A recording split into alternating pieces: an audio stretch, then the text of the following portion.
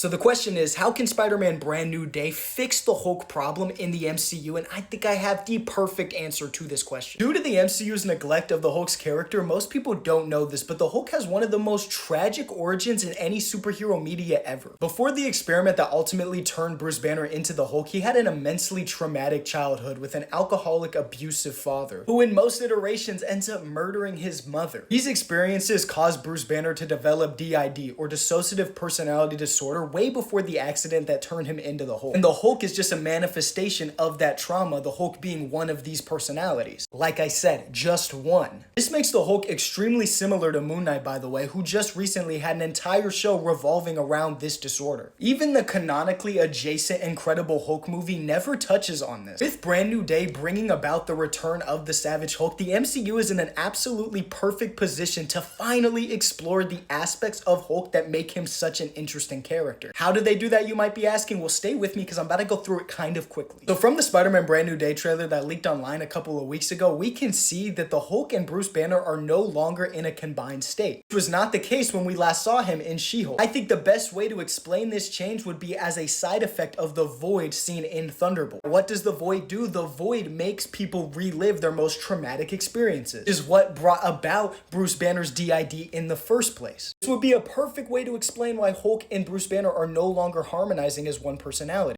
One thing we know about Brand New Day is there is a villain in this movie that has the ability to mind control people. Another heavily rumored aspect of this movie is that we will see Grey Hulk, but from all the leaked concept art we have seen of the Hulk, we see him as Green Hulk still. So how do you explain this seemingly contradictive aspect? In an attempt to win whatever battle may be taking place, this mystery character mind controls the Hulk, bringing back out his savage personality. However, at the end of this fight, due to being mind controlled and embarrassed again, Savage Hulk no longer wants to rise to the surface, similar to what we saw in Infinity War. However, Bruce Banner himself can no longer take the torment mentally, and that's when we see his mentally stronger personality in Joe Fixit coming about. Now, who is Joe Fixit, you might be asking? Well, Joe Fixit is another one of Bruce's personalities that comes about when Bruce realizes he needs to be tough enough mentally to handle his problem. He's basically Bruce's tough guy personality, and unlike Rage Hulk, he is more cunning, street smart, and morally questionable. He's basically Mobster Hulk, who wears a suit, gets fine chicks, and basically runs New Vegas. There are a plethora of amazing stories the MCU could tell using this character, and I think it would not only mitigate but reverse so much of the damage done by them to this character. That's why I believe this is the way Spider-Man Brand New Day could fix the Hulk problem, but let me know what you guys think.